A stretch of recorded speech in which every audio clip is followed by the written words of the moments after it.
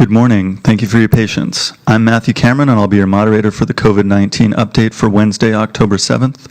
We are joined today by Yukon's Premier, the Honorable Sandy Silver, and the Yukon's Chief Medical Officer of Health, Dr. Brendan Hanley. Our sign language interpretation is being provided today by Mary Thiessen, and André Boursier from the French Language Services Directorate will translate any questions from French-speaking journalists. Following our speakers, we will go to the phone lines for questions from reporters. We will call you by name, and you will each have one question and one follow-up. Before we begin with our speakers, I would like to verify that everyone can hear us and that the live stream is functioning properly.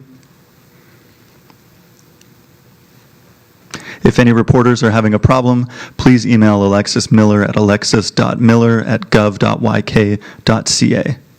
I'll now hand it over to Premier Silver. Thank you, Matthew. Thanks, everybody, for joining us today. I'm very pleased to be joining you on the traditional territory of the Ta'an-Quachin Council and the Kwantlen Dun First Nation.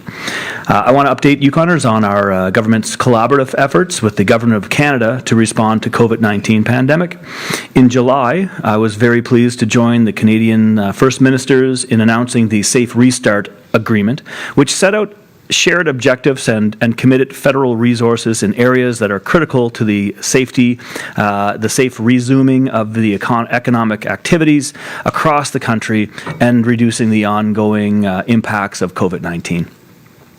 Now, through the Safe Restart Agreement, Yukon is receiving $13.5 million in direct federal transfers to support the readiness of our territory's health system in the upcoming months. This agreement also included a commitment from the Government of Canada to provide additional support specifically for the territories through a separate agreement to address the shortfalls of the per capita allotments. Additional northern-specific funding supports will go to addressing the higher costs of delivering equitable services in the territories. I greatly appreciate the recognition, both from the federal and provincial leaders, of the unique circumstances of the territories and their support to advance considerations that are specific to the North. Today, I am pleased to announce that as part of the Northern Support Package, Yukon will be receiving an additional $12.4 million, $7.7 million for healthcare, and $4.7 million to support vulnerable populations.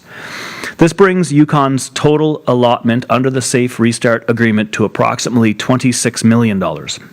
Now, the additional funds for healthcare will support our territory's 3 hospitals and rural health services, will help the Chief Medical Officer of Health and the Yukon Communicable Disease Control Center to maintain enhanced services related to the pandemic, and address emerging and growing needs in mental health and substance abuse treatments, including support for frontline service delivery. Additional funding for vulnerable populations will help to address the needs at the Whitehorse Emergency Shelter and community shelters and promote infection control in long-term care settings. Last week, I tabled a supplementary budget in the Legislative Assembly that outlines additional spending largely focused on responding to COVID-19. This Northern Support Package provides another $12.4 million to offset the costs associated with the pandemic, in addition to the $52.1 million in recoveries identified already in that budget bill. Our government remains focused on protecting Yukoners and supporting them through these extremely challenging times. We will continue to work collaboratively with our partners across the country to respond to this pandemic. I also know that Dr. Hanley and his team are working in collaboration with the medical officers across the country, including officials at Health Canada, to ensure that we remain well prepared to manage the public health risks that are associated with COVID-19. Working together and taking a coordinated approach to managing to COVID-19 is still extremely important. We are seeing case counts rise in other provinces, and there's no denying that the second wave is happening in Canada. The best thing that we can do to protect against the spread of COVID-19 is to continue taking the precautions that Dr. Hanley has recommended in the last several months. Practicing the Safe 6 remains incredibly important. Washing your hands often, maintaining physical distancing, staying at home if you're feeling sick, traveling responsibly and respectfully, self-isolating as required, and also following the guidelines, the gathering guidelines, including limiting indoor social gatherings to 10 people if they're not in your bubble. This is extremely important as we look towards Thanksgiving this weekend. This time of year is usually an important opportunity for family and friends to gather and to break bread. I know that everyone is eager to spend time with their families and their relatives and their friends. Indoor social gatherings present a higher risk. That is why it is important to keep your gatherings small, to practice physical distancing, and keep your hands clean and cough and sneeze into your elbow. We all need to remember that the actions that we take are not just to protect ourselves, but they are to protect everyone in our community. We all have a role to play in keeping our communities safe and healthy, and we need to remain vigilant. Thanksgiving is also a time to express gratitude. Our territory is filled with dedicated individuals, businesses, and organizations that have risen to the challenge that we are facing over the course of this pandemic. The kindness, the compassion, and the care that we have seen across this territory continues to inspire me. It is a constant reminder of why this is such a great place to live. I want to say a big thank you out there to all Yukoners for their collaborative and collective efforts to keep our territory safe and strong. We've been in the grip of the pandemic for over a half a year now, and I know that it has affected the mental wellness of Yukoners. The measures introduced to protect the health and safety of Yukoners have made it hard to connect with our families and with our friends, and we understand that. This has been an extremely challenging place and time as we navigate the uncertainties of the pandemic, in addition to the normal challenges of life that we always have to grapple with if we weren't even in a pandemic. It can be hard to reach out for help, even though we know deep down we need it. I encourage all Yukoners to be kind and compassionate and to talk with one another. It's extremely important. You need to check in on each other and to support one another. This is National Mental Illness Awareness Week. It's a reminder for all of us to engage in earnest conversation about our emotional well-being with our family, with our friends, and with our colleagues. Having someone to talk to makes all the difference in the world. It can help improve or maintain our mental health in uncertain times. I want to remind Yukoners that mental wellness services are available through the Canadian Mental Health Association Yukon Division, also All Genders Yukon Society, and the Mental Wellness and Substance Use Hubs in Yukon communities.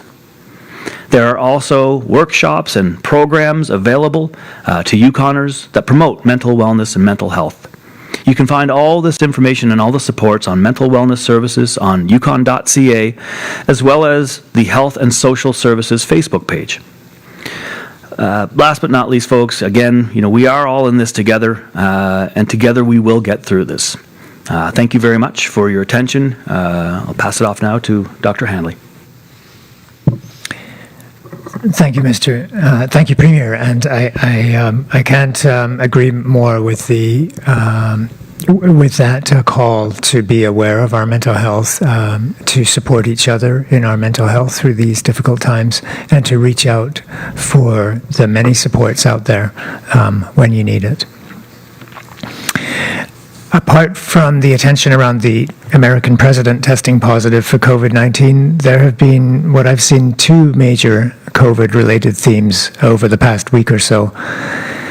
In North America, the continuing resurgence of COVID activity in many of the provinces, particularly Ontario and Quebec, and new technologies coming into play to augment our response to the pandemic. I will review a few of these technologies and coming additions to our armamentarium. As I go through them, you'll note that each of these technologies or devices comes with advantages and limitations. One of these technologies, which is rapidly being adopted in many places in Canada, is the COVID Alert app. I wanted to take this time to explain a little in depth about this app and about what role this app may play in Yukon. This is one technology that, in my mind, a wait-and-see approach is preferable. As we learn more about the app, its advantages and its limitations, it's also important that we learn about what value it adds to well-established practices in public health. With our ongoing low COVID activity, we don't need to be in a rush to decide. So how does the app work, and should people download it? The COVID Alert app is a remarkably clever invention, developed by Apple and Google, and which takes advantage of Bluetooth-equipped devices talking to each other when in close range. Once you download the app, it tracks locations through your phone. If your phone has been in the same location as an individual's phone, and that individual is later diagnosed with COVID-19, and that individual uploads the information using a code provided through public health, so that there's no risk of divulging personal information. If that individual uploads the information, then you will be anonymously advised that you may have been exposed. The app therefore depends on the individual who tests positive to cooperate by uploading the information. The app, of course, also depends on the assumption that you are with your phone. A pretty safe assumption for many of us, but not necessarily always the case if phones are either shared or left in the car. One of the limitations about this app is that it does not weed out the high-risk contacts from the low-risk contacts. All contacts are equal, which we know is not the way COVID-19 works.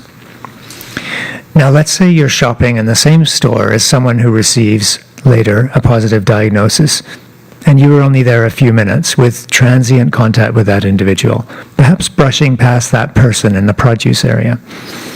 That is not generally the type of contact that we worry about, as compared to, say, sharing a table at the bar and having a long conversation for an hour. Traditional contact tracing, as carried out in Yukon, ferrets out information elicited through careful and often repeated questioning, as well as additional techniques such as interviewing family members, checking receipts or phone calls, determining where the case has been and who that person has been in touch with and what type of interaction took place. The phone app has no way of distinguishing the higher risk contacts from the more casual transient ones that we don't really worry about. So we would be potentially identifying many low-risk contacts per case identified through this method, and potentially asking a lot of people to self-monitor or test or self-isolate without detailed exposure information.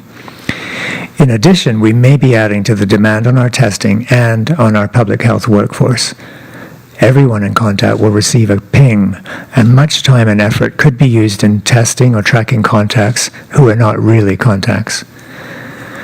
Yukon Communicable Disease Control and Community Nursing are experienced in contact tracing, and to date have managed all of the work with their usual aplomb, including some very complex tracings. Are there advantages to this app? There are likely to be advantages, especially where contact tracing may already be stretched or overwhelmed, or when COVID activity is high. The utility of this app is less certain in our smaller jurisdictions with limited activity. That is why we would like to take some time to learn from other places where the app has recently been introduced.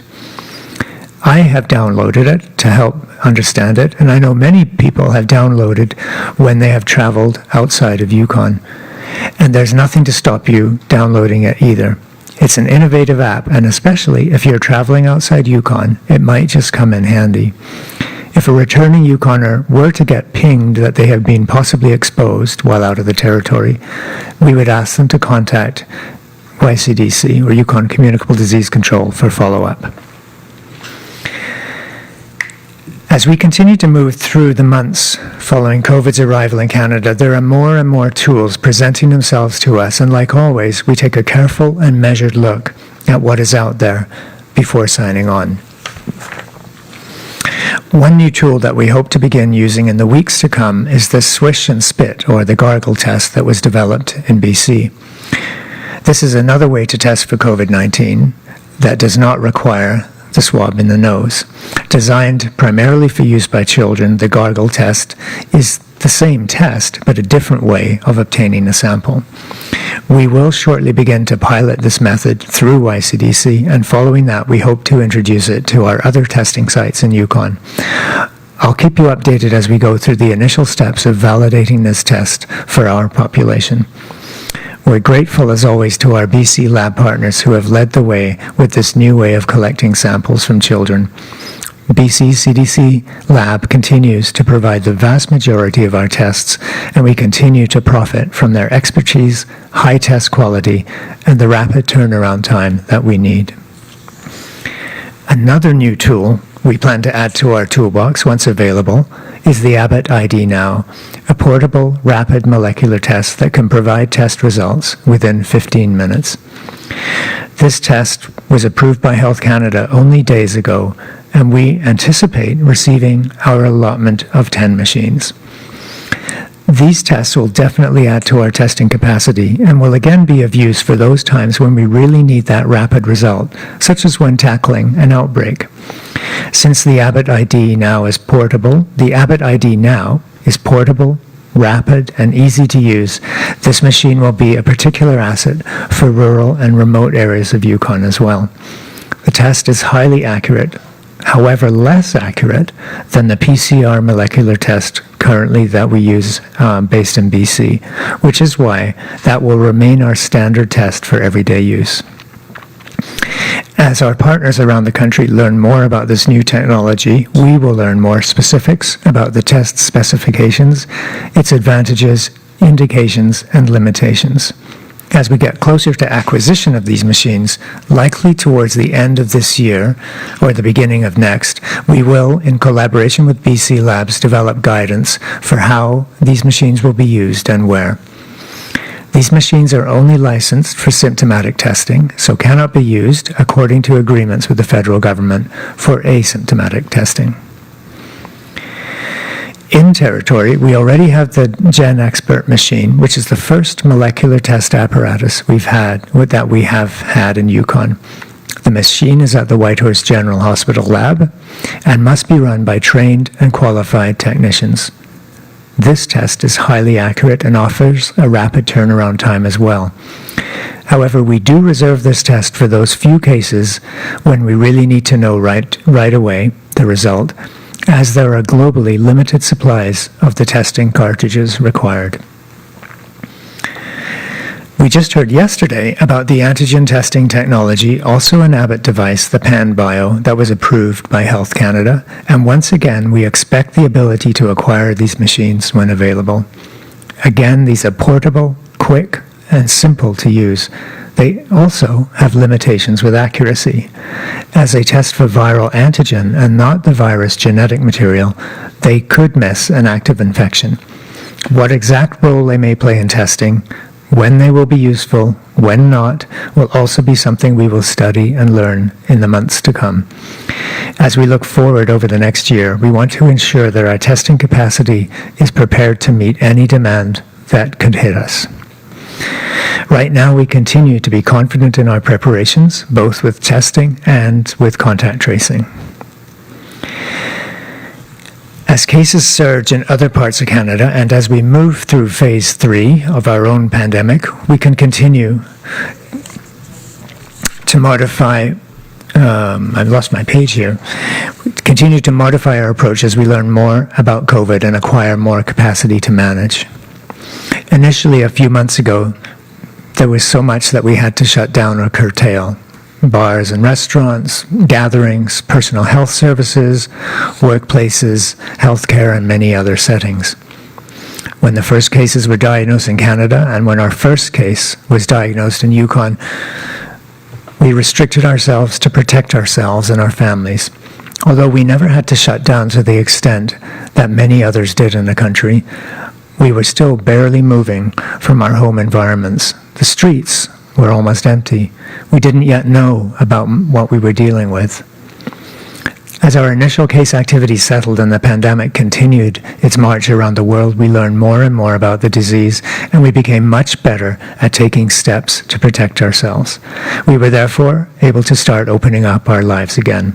We could see people outside our household. We could return to work and eventually school. We enjoyed the Yukon summer and a wonderful fall. Thanksgiving is just ahead, followed by Halloween and then winter and new phases of managing our lives during COVID. I think we're all now into something of a groove in living with COVID, even though I still hear from those who still think we need to shut down everything to ensure our protection. Those voices are quieter, and perhaps there is growing realization that being shut down is not the way to keep ourselves healthy and sane. But we also know that we may need to do things differently than we did in the summer.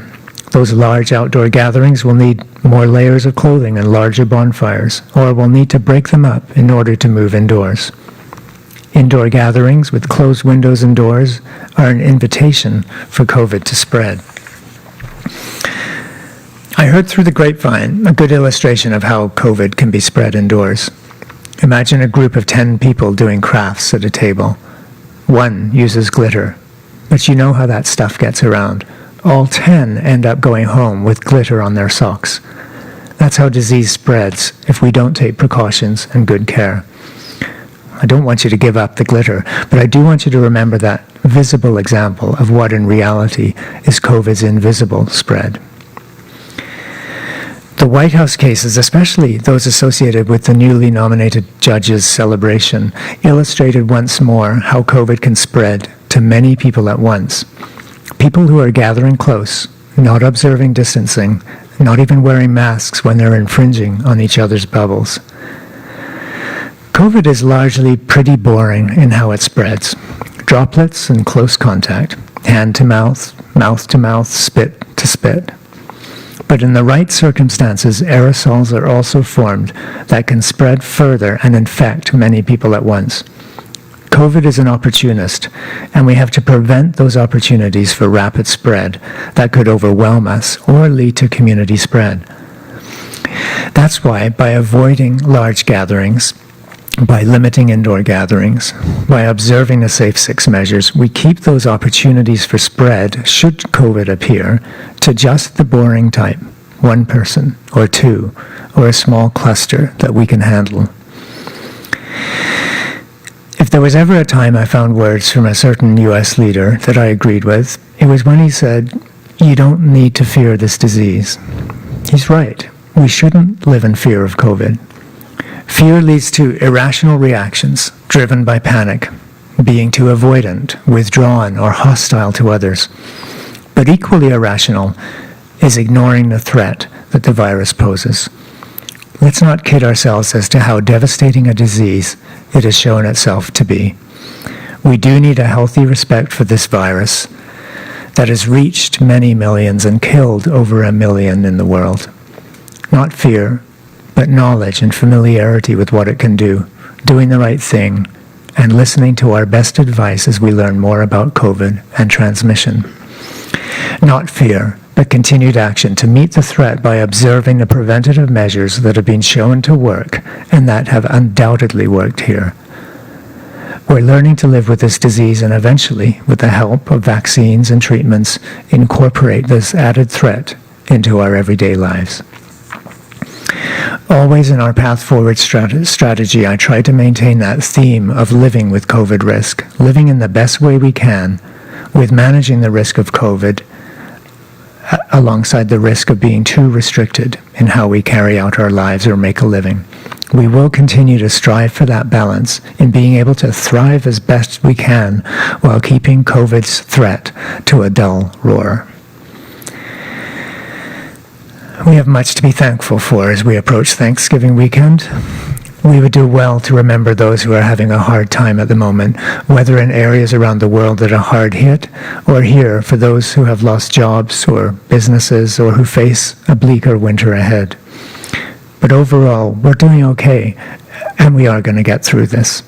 Let's celebrate Thanksgiving thoughtfully, cautiously, but with kindness and gratitude for all the freedom we have. Remember, as you gather with families and close friends, Be thankful for our beautiful fall weather that continues. Stay outside for gatherings as much as possible. You can gather with up to 50 people outside if you maintain physical distancing. Avoid hosting or attending any gathering if you're feeling unwell, even if your symptoms are mild. Though your social bubble can include up to 15 people, indoor gatherings are limited to 10 people. If you're eating together, have a designated carver and server to limit sharing of germs. Avoid sharing glasses or cutlery, snack bowls, or pepper shakers. And set your table and chairs for physical distancing between people from different bubbles. And whether this Thanksgiving weekend or after that, always follow the Safe Six. Be mindful of those 3 C's where COVID can catch us out: closed spaces, crowds, and close contact. Be kind, show gratitude to each other, and like the Premier says, check in with each other. That's all for today. Thank you. Merci. Thank you, Premier Silver. Thank you, Dr. Hanley. We'll now go to the reporters on the line. 1 question and 1 follow-up, starting with John, CKRW. Hello. I was wondering if the Premier could maybe dive into some of the mental health and substance abuse supports that he mentioned when announcing the additional funding earlier. So early days on the funding announcement, obviously, but as we negotiated the safe restart, this was a conversation that was happening right across the nation. The mental health of every individual right across Canada has been drastically affected by COVID, and so it wasn't just necessarily specific to Yukon. This is something that all jurisdictions said is extremely important. We're extremely lucky to have the mental wellness hubs that we do have. We're extremely lucky to have the rural and urban supports that we do have with the non-government organizations, but also with the Department of Health and Social Services as well. What this is going to do is augment. What this is going to do is allow us to, as we have been doing all summer long for the last 7 months, understanding where we are in time and place and making sure that the programs and services that we have support the need today. It is very hard always to predict what's going to happen in a couple of months from now, and so we have to make sure that the programs that we have fill the need for today. So whether this money goes directly to support the amazing people that are the 22 people in the rural communities that are on the front lines and have an extremely important role to provide and making sure that their mental wellness is kept in check as well, or whether it's to provide other sports or services in other or helps with the NGO community, we'll be making those announcements as we go. I know that the minister responsible for Health and Social Services, Pauline Frost, has been very active in a whole of government approach when it comes to mental wellness in all departments. And the good news is, we have been bolstering that mental health support over the last 4 years. This money on top is just going to be just the extra support that we need to make sure that all Yukoners are being met where they are, and hopefully hoping them to maintain what they need to live a healthy life today and into tomorrow. Thank you, John. Do you have a follow-up? Yeah, I was hoping Dr. Brennan Hanley could talk a little bit more about the new swish and spit or gargle test, and maybe discuss, I guess, what the review is looking like right now for that, and when people might be able to actually access that test for children. Yeah, it's hard to be very specific on the timelines, but I will keep you apprised. So it's really only newly established in BC. We as you know, we work very closely with our colleagues at the BC lab, and so we're getting the gear, as it were, and the information that goes along with it.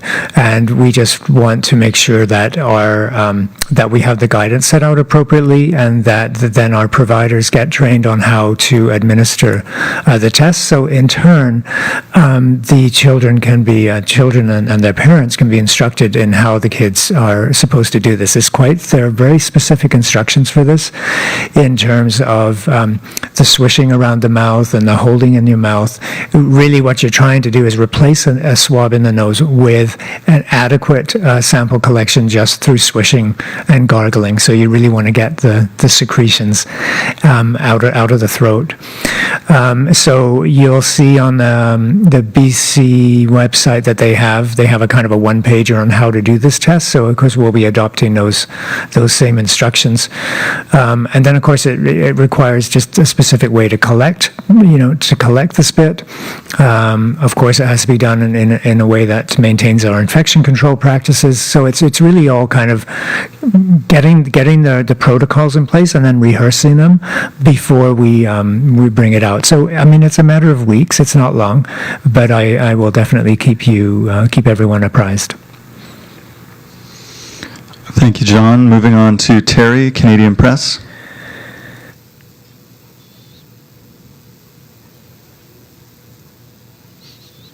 Sorry, I had on mute and then I'm on speaker, so I'm doing everything wrong. You see that BC is increasing its numbers. There's more than 100 every day. Quebec, Ontario. I'm wondering if there's any thought. I mean, Yukon has been largely unscathed except for all the shutdowns. I wonder if there's any thought that you might limit travel from other provinces and territories.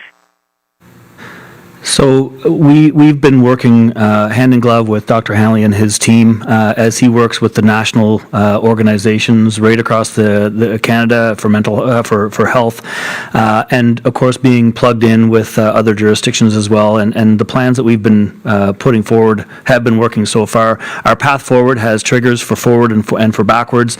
As we monitor the epidemiology in other areas, we're very conscientious that any step forward we don't do unless we know that we have a huge amount of confidence in those steps. And so far, so good, as you mentioned. 15 cases so far. We haven't seen community spread, and we have seen a large quantum of people traveling through the Yukon. We've had over 50,000 people traveling through Yukon. Of those, the BC residents are just over 11,000, and the balance between mental health and the balance between that and the drastic effects of COVID, we've been striking a great balance between those two. I wouldn't say bug, but I talk to Dr. Hanley on a almost daily basis about the epidemiology, the traceability of British Columbia versus other jurisdictions, and we're still very confident and comfortable with our ability to know,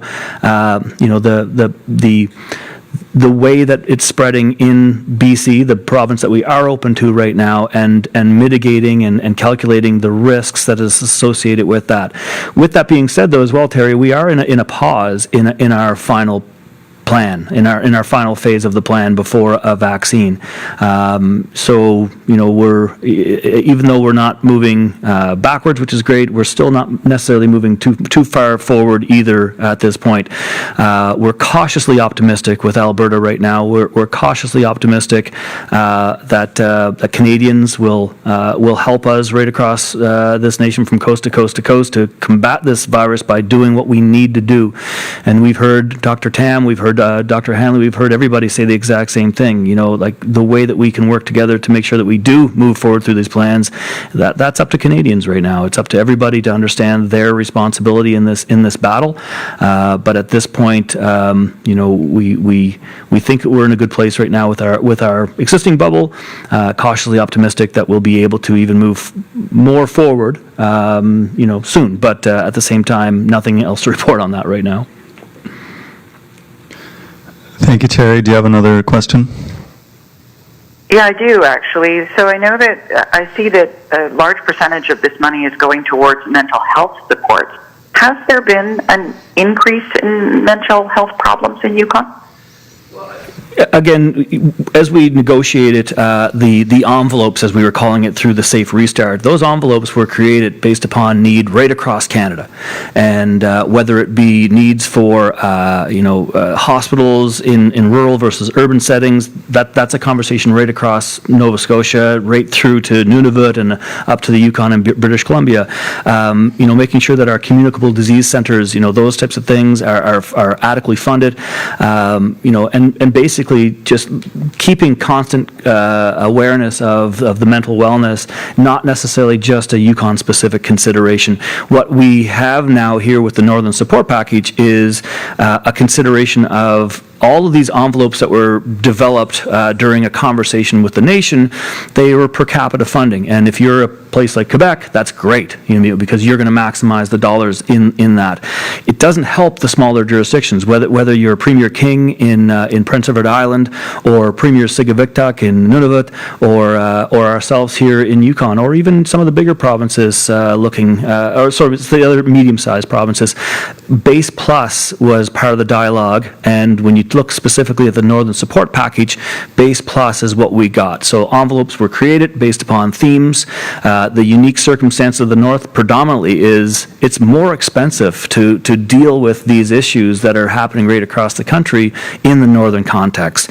And I want to give a shout out to the federal government and the provinces. I've said this before on this table, who would have thunk that Doug Ford would have been such a positive supporter to the territories, but he really was.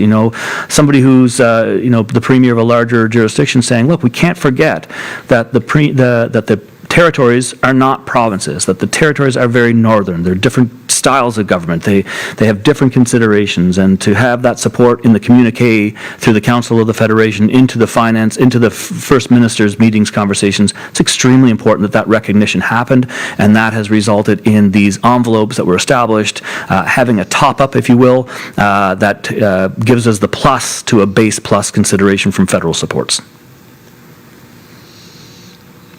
Thank you, Terry. Moving on to Chuck with the White Horse Star. Yes, good morning. This is for Dr. Hanley, and I think it was probably already answered by Premier Civil, but I'm going to ask it again. Anyways, Dr. Hanley, none of it has recently reported 9 new cases in a remote mine in Hope Bay. Does that give you any cause for concern in maybe looking at, further restrictions on travel from Nunavut? No, not at all.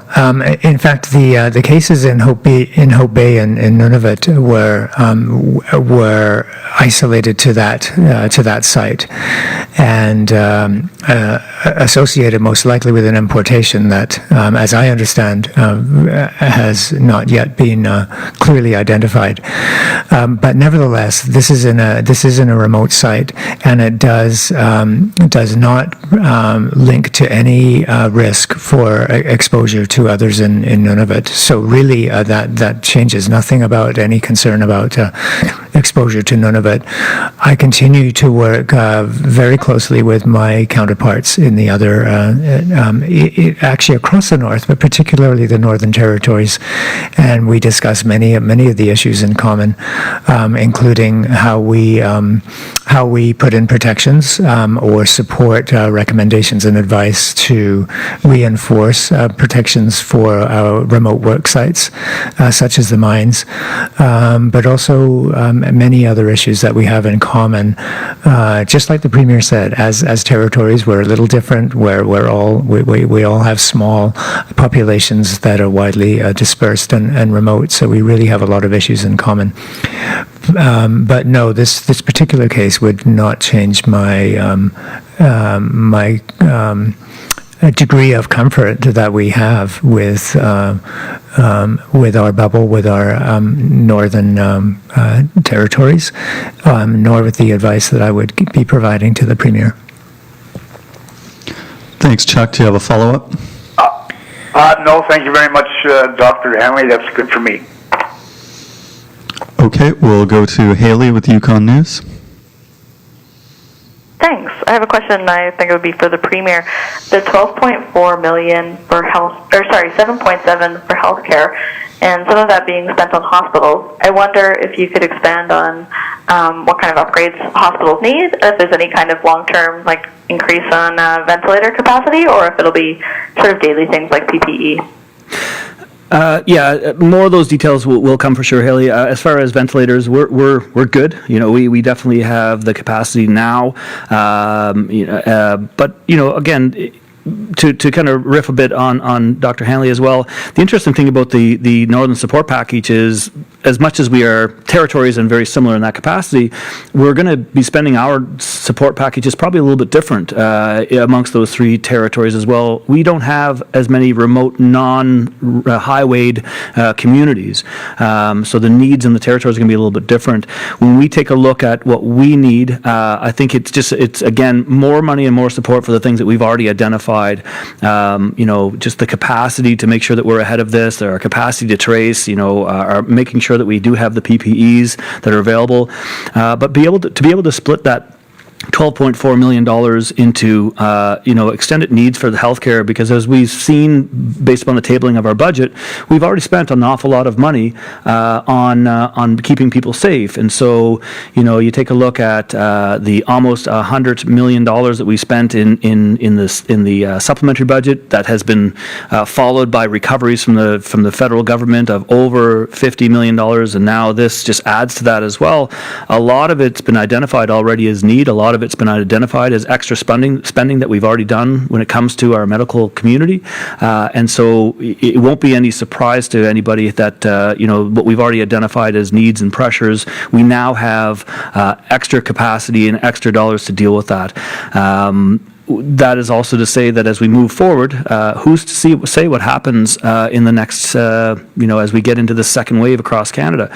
We need to make sure that we're just as diligent. We need to make sure that we continue to communicate with our partner governments of the municipalities and the First Nations governments, and there will be, you know, a need for you know, for spending in capacity building therein as well within the rural communities. So again, whether it's substance abuse treatment or frontline service delivery, the need has been clearly identified so far as to what we have to spend money for. We're spending into a deficit already as a territorial government. So this money over on top, which again, as we, you know, a lot of this conversation started for the safe restarts back in the beginning of August. So we've been identifying those needs through the month of August, into the month of September, and into October, and clearly identified, but at the same time, a very welcome support for the unique circumstances of the North. Thanks, Haley. Thanks, Haley. Do you have another question? Thank you. Okay, Philippe, CBC Yukon. Yes, thank you. I wonder if the Safe Restart program could mean additional funding or changes in long-term care homes. They haven't been mentioned yet. Well, I'll start, and I'm sure Dr. Hanley has a comment on this as well, but I'll start by saying, you know, our long-term care in Yukon is different than, you know, what we're seeing right across the nation, especially with some of the very concerning issues that are happening right now in Ontario and different places. You know, 4 people per room is still occurring in different jurisdictions, and we don't have that issue here in Yukon. We don't have hybrids as well. These are government-run facilities. So again, the care of our elder support is extremely important. What's really important as well is is making sure that we do all we can to protect the frontline staff and professionals that are there caring for our elders in these communities. You know, but we're so far so good. You know, when you take a look at the national conversation about concern about our continuing care facilities, we're blessed in the Yukon comparatively to other jurisdictions that are going through some very traumatic times.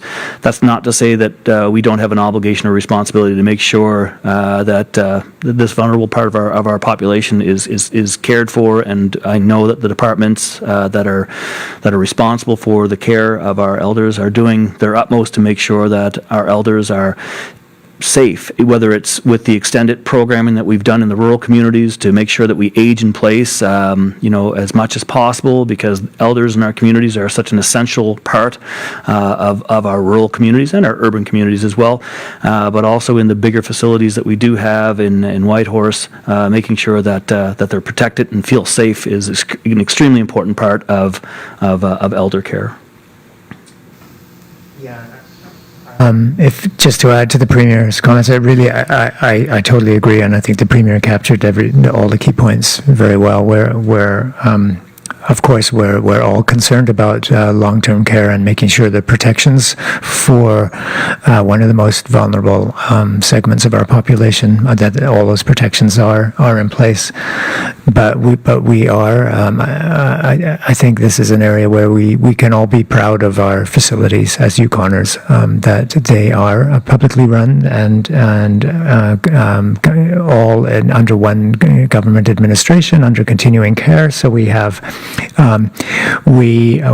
single residents per room. We have uniform procedures and administration. Centralized, so that we do have a tremendous number of advantages compared to some of the larger jurisdictions where you have that whole mix of privately owned facilities and less centralized administration. So, of course, many of those protections have been in place for some months now, in terms of strict infection control, the screening of visitors and staff at the door, staffing rearrangements to ensure that staff are focused in one facility and not crossing from one facility to another. In terms of the visitation policies, which we have tried to work with continuing care so that they are appropriately revised as they become, as we know all of the other protections are in place, and we know that the procedures are working, and the use of PPE where appropriate, including the use of masking by staff. So really, there's this whole package of protections are in place, and it's not to say that we're not continually rechecking, revising according to again emerging evidence and experience. But I do think our long-term care facilities are well protected. Thanks, Philippe. Do you have another question? Yes, thank you both for taking the time with your answers. I wonder if we will see any changes to the shelter under Safe Restart. There's going to be an expectation of more use as the temperature gets colder. Will there be any changes to the shelter in Whitehorse? So, absolutely, there's funding. Part of this funding is for vulnerable populations, and so this is going to help with the minister and her team as she works collaboratively with not only people in healthcare but also in housing. The work that Minister Frost has done with the Departments of Housing and Department of Health and Social Services for the full gamut of care, whether it's affordable housing, social housing, or infection control in long-term facilities, including the Whitehorse emergency shelter. We've done a lot of work, and we have a long road to go still. And so, yes, we will apply some of this money, obviously, to the vulnerable populations. And if we do that, of course, that's going to be concentrated in the Whitehorse emergency shelter, but also in the community shelters as well. We can't just look to the WES as the only shelter. There's unique circumstances in the rural communities as well. But what we've seen over the last 3.5, 4 years under Minister Frost's leadership is a complete change in that shelter to begin with. So it's an ongoing process, and with the rooms that are available now upstairs there, and taking a lens for the first time as a government to how that looks in the greater concept of housing. I think that's been a really profound shift that the Department of Housing really needs to be honored for. I think they did a great job in it's not only just about providing a home or like a physical building, but the sense of home. It really helps somebody as they are struggling to try to live a better life and have a better life for themselves and have the supports to have that leg up. It's an extremely important part of this government's efforts to go more away from an acute care model to a collaborative care model, and these fundings will only help us to enhance those directions. Thank you. Claudiane, Radio Canada. Yes, hi. Just wondering about the Northern Pacific funding. Is this sort of an anticipation of the upcoming months? Is there a timeline? Is this just for the current fiscal year? If there were sudden need for more funding, is there room for more negotiations? Just wondering about sort of the other factors or aspect to this financing announcement. Yeah, thanks, Claudiane. I absolutely, it's short term for sure. I mean, again, with all the packages and all the conversations we've had with the federal government, it's so hard to predict where we're going to be in 3 months from now. So the funding that we get is about where are we here and now and what supports do we need. Taking a look at programs that we already offer, and then take a look at if the nation is willing to accept provinces and territories, a collaborative approach towards those funding envelopes and opportunities, or whether the federal government is working on their mandate. Lots of swirling questions about where we're going to find supports. Things like sick leave is a great example. We came out early with our sick leave program, and that conversation is continuing right across the nation, where we see a federal government that's developing a program based upon what we started here. But again, as we look at these remedies and these financial stimuluses, it's so hard to predict what's going to happen in 3 months. So we've kept our window to the immediate needs. And again, as I said in answering another question to a journalist, the restart conversations, they started in August, and really when we're looking at, from a Yukon perspective, it was, okay, where are we now in a very transitional, in the best of times, part of our year, right? Usually after the end of disco days and after the end of discovery days, we'll have a real change, like people change their mindset to, preparing for the winter, populations change, how do we apply that very specific regional consideration to the federal conversation of funding supplies, and right away for me it was looking at the businesses, the seasonal businesses coming to an end, and making sure that we speak with them to see how their limited season was this summer and how we can provide supports for them. But it's also, as we get into the more darker months, how we're doing as a society and what supports we need. So those conversations were made in earnest to develop the envelopes, as we're calling them, from the Safe Restart from August. But again, a very short-term window. We'll continue to work with the federal government and the other jurisdictions to identify, as we get into October, how are we doing now? What's falling through the cracks? Into November, how are we doing now? And we'll continue to press the federal government to make sure that their relief is flexible, unique not only to us. We've seen some supports come out that have been more successful than others, and the theme has always been, how flexible is that funding to the specific regions? I know that we're constantly in a conversation right now about rent supports.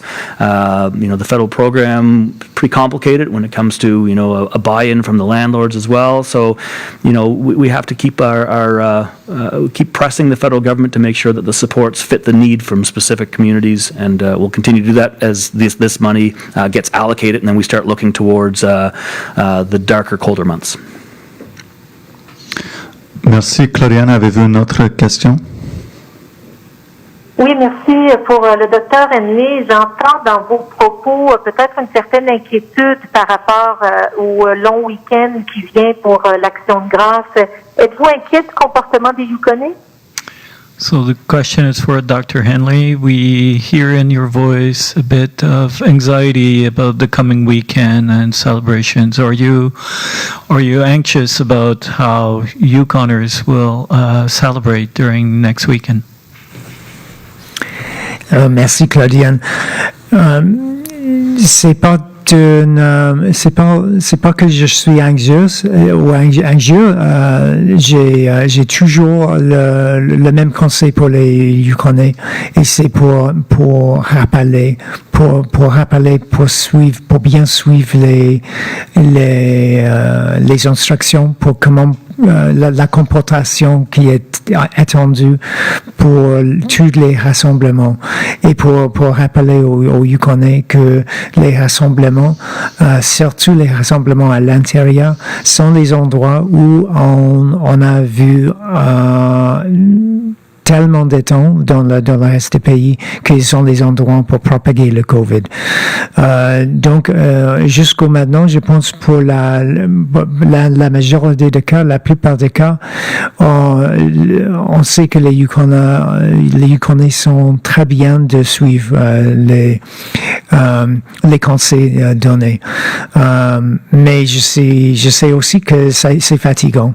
Et donc, c'est juste une opportunité pour rappeler les Yukon, mais j'ai beaucoup de confiance que ça va bien passer comme toutes les autres occasions jusqu'au maintenant. Do you want to repeat any of that in English? Sure. The question really was I worried or anxious? And no, I'm not anxious, but I know that it's difficult sometimes to maintain our guard, and just I really wanted this Thanksgiving weekend. I really hope everyone has a great time, but with that degree of caution that we all require, and it's hard sometimes to remember all of those. The advice that we give, as well as the orders that are frankly in place, and that is just a reminder that indoor gatherings are probably the single point of risk for spread of COVID, and we can't remind ourselves enough times that that's where we are or could get caught by that single introduction of a case into the right circumstances where you have people gathered indoors, especially with colder weather. The doors are closed, the windows are closed, ventilation may not be adequate, and those spacings between people can easily be breached, and those are the circumstances of risk that we all have to remember. I'd like to thank everyone for their time today. Our next COVID-19 update will take place Wednesday, October 14th at 11 a.m.